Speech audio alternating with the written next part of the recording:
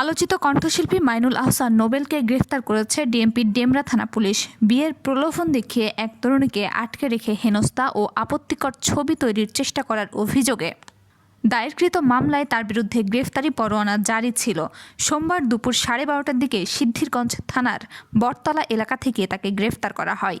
Police জানায়, নোবেলের বিরুদ্ধে বিয়ের প্রলোভন দেখিয়ে এক তরুণীকে আটকে রেখে হেনস্থার অভিযোগে মামলা রয়েছে।